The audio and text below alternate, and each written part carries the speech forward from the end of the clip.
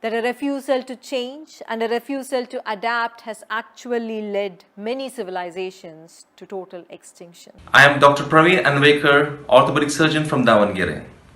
My concern is, while the whole world is fighting against coronavirus and its impact on human life, how in India we can reduce its impact when the people around us, those who are ignorant, don't follow the basic rule of lockdown and social distancing. Can you please help regarding this and explain?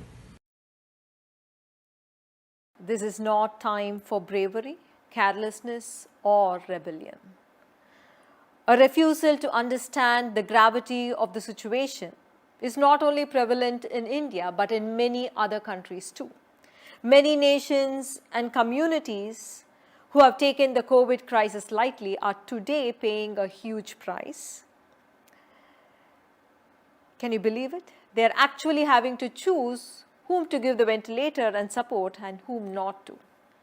We Indians are very lucky that our government woke up much before other governments did and imposed restrictions. Look at it this way. Just as when a tsunami rises, you bow down to the power of nature and you run away from it.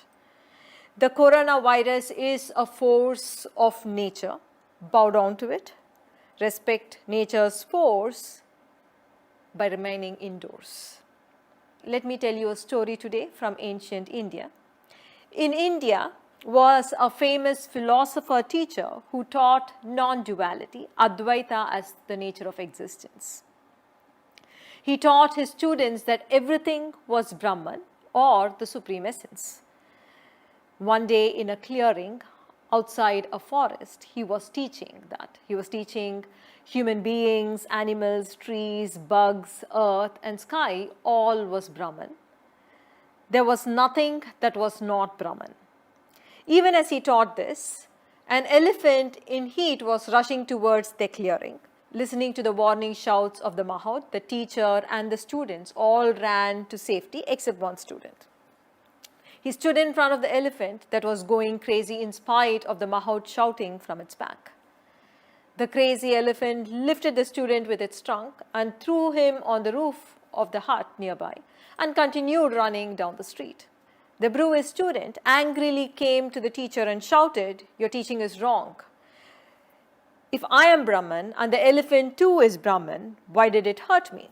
To which the teacher compassionately asked, "But why did you not listen to the advice of the Mahout Brahman?